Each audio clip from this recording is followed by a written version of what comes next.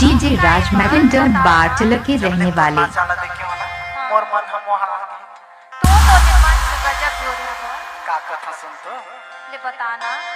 DJ Mahendra नीचे टोला वाले सीजी सॉन्ग लेकर आ रहा है 2021 में 7 अरब 87 करोड़ 90 लाख 93,419।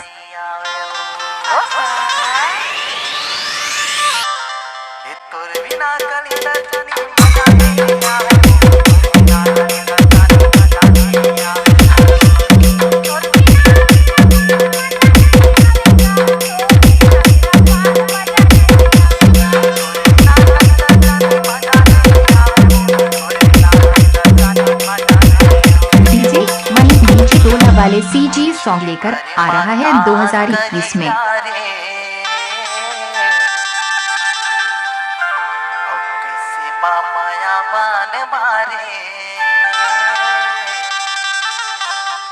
तोर बिना कलिंदर जानी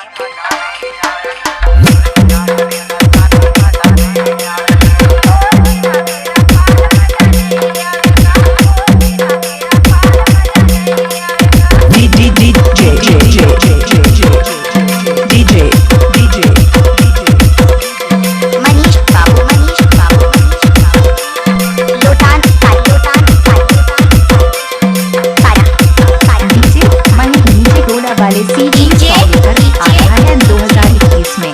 कमलेश बाबू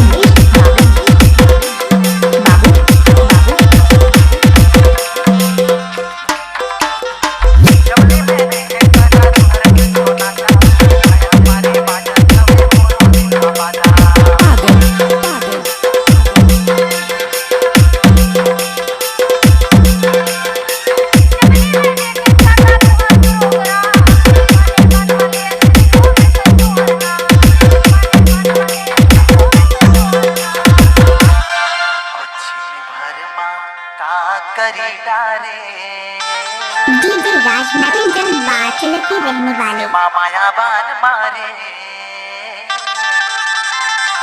तोर बिना कलिंदर जानी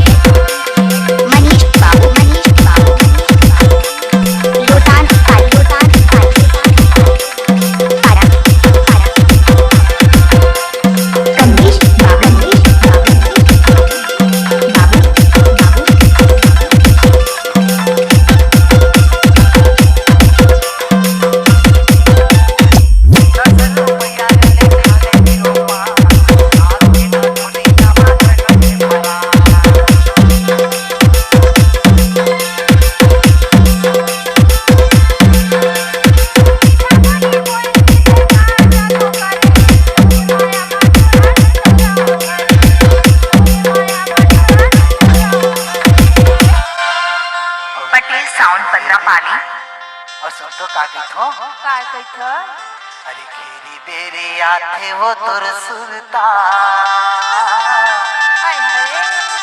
और मोला नहीं सुहावे काम भूता।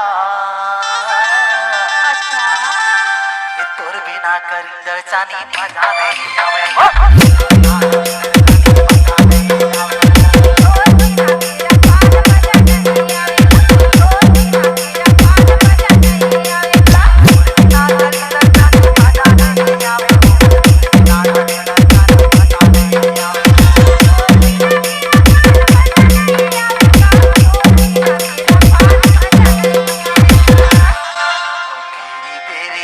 थे वो तोर सुनता ऐसे मोला नहीं सुहावे काम भूता। तोर बिना कलिंदर जानी मजा नहीं आवे।